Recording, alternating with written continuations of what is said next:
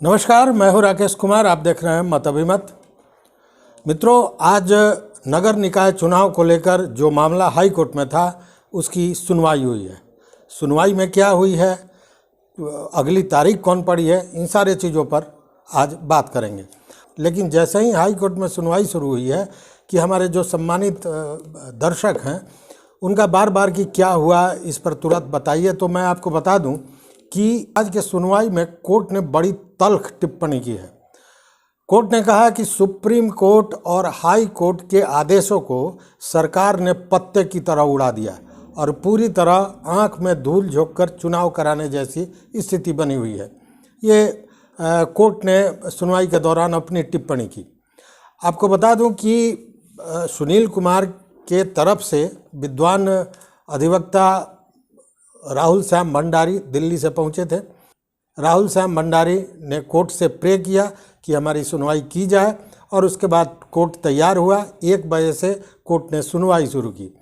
सरकार के पक्ष से जो पीके शाही जी हैं विद्वान अधिवक्ता, उन्होंने अपना पक्ष रखा। सुनवाई लंबी चली और उसमें सुनील कुमार के अधिवक्ता राहुल श्याम भंडारी ने अपनी बातें बताईं कि किन किन बिंदुओं पर आपत्ति है और कैसे यह चुनाव या जो आयोग बना था, डेडिकेटेड आयोग बना था, वो गलत है, उसका सर्वे गलत है। इन सारी चीज़ों पर विस्तृत उन्होंने कोर्ट के समक्ष अपनी बात रखी। लेकिन जो पीके शाही सरकार की ओर से अधिवक्ता थे, उन्होंने एक बात पर बहुत जोर दिया और वो ये था कि ऐसे मामलों में जो है सो डबल बेंच पर ही सुनवाई होनी चाहिए, डबल बेंच होना चाहिए। तो उन्होंने सिंगल बेंच पर आपत्ति जताई, एक तरह से हम ये कह सकते हैं।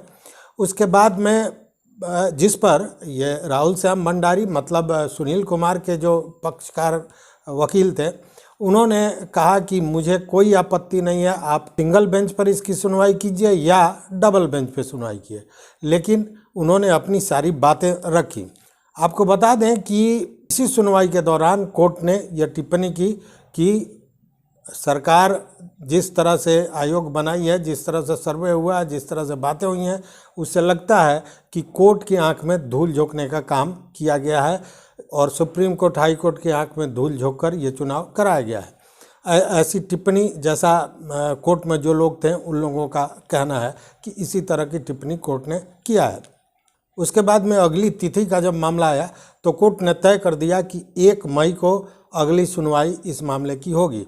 तो लगता है कि 1 मई को जो सुनवाई होगी वो फाइनल सुनवाई ही होगी। अलबत्ता ये जो डबल बेंच का मामला है उस पर क्या कोर्ट का फैसला होता है ये अलग बात है। लेकिन कुछ चीज़ें हैं जिनको जानना चाहिए। जानना ये चाहिए कि कई मित्रों ने पूछा कि आखिर सुप्रीम कोर्ट ने हाई कोर्ट को क्यों भेज दिया। तो उसका एक पक्ष था कि चूँकि बिहार का मामला है और इस मुद्दे पर बिहार में जो हाई कोर्ट है, पटना हाई कोर्ट है, उसमें सुनवाई नहीं हुई थी, इसलिए भेजा गया। लेकिन उसके साथ और भी मामले थे। मामला यह था कि हाई कोर्ट ने कभी नहीं कहा था कि आप इस तरह से चुनाव कराइए, मतलब इस तरह से आयोग का गठन कीजिए और चुनाव कराइए, पहली बात।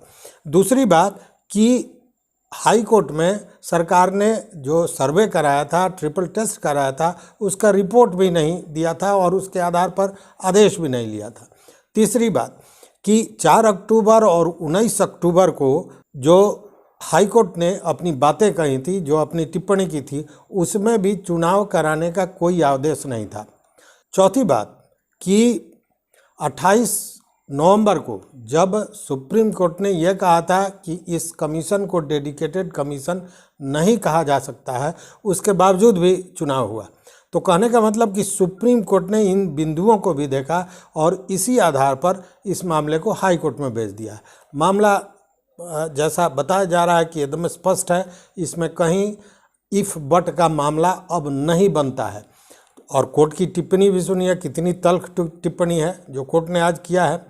और इसको मैं बता दूं कि इसमें जो विलम्ब हुआ, चूँकि कई लोगों का ये कहना था कि 2 महीना बीत गया अभी तक कुछ नहीं हुआ, तो इसके विलम्ब का कुछ कारण था। पहले तो सुनील कुमार के अधिवक्ता नहीं थे, बाहर गए हुए थे, वो मामला था।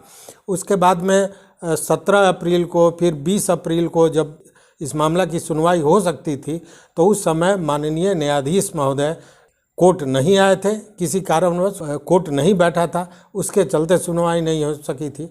और उसके बाद लगातार लिस्ट की कई डिमांड हो रही थी, लेकिन लिस्ट पर नहीं आ रहा था।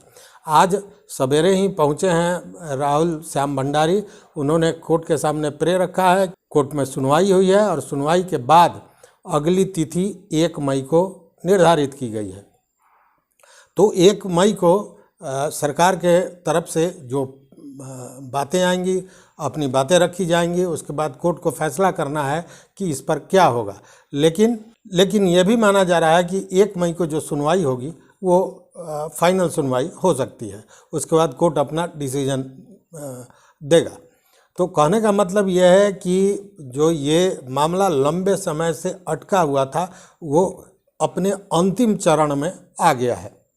हालांकि सरकार के पक्षकार विद्वान वकील पीके शाही ने ये मुद्दा ज़रूर उठाया है कि ऐसे मामलों की सुनवाई सिंगल बेंच पर नहीं होनी चाहिए, डबल बेंच पर होने चाहिए। अब इस मामले में कोर्ट क्या करता है यह देखने की बात होगी, लेकिन अगली सुनवाई 1 मई को है और 1 मई को इसकी सुनवाई होनी है। उसके बाद इसका फैसला भी निश्चित रूप से आ जाएगा।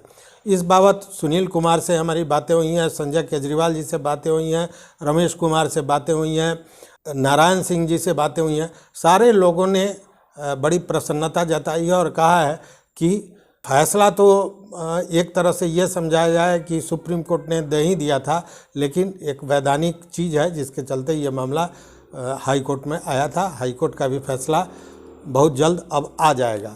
तो देखते हैं कि 1 मई को जो सुनवाई हो रही है उसके बाद क्या फैसला आता है। चूँकि फैसला कोर्ट को देना है, ना किसी पक्षकार को देना है, ना हमको देना है, ना आपको देना है, फैसला कोर्ट को देना है। हम और आप जो विषय वस्तु है उसकी समीक्षा भर कर सकते हैं, चूँकि फैसला देने का अधिकार केवल कोर्ट को है। अगर इस मामले में आपका कोई मत हो, आपकी कोई टिप्पणी हो, तो निश्चित रूप से कमेंट बॉक्स में दें। और 1 तारीख को फिर क्या होता है उस पर हम लोग जैसे कोई अपडेट आता है आपसे बात करेंगे। तो देखते रहिए मत अभिमत। चैनल पर नए हो तो निश्चित रूप से सब्सक्राइब कर लीजिए, घंटी जैसी आकृति है उसको दबा दीजिए ताकि हम जो वीडियो बनावें वो आप तक पहुंचे। अगर फेसबुक पर हैं तो फेसबुक को भी लाइक करें। तो बहुत बहुत धन्यवाद, कोटि आभार।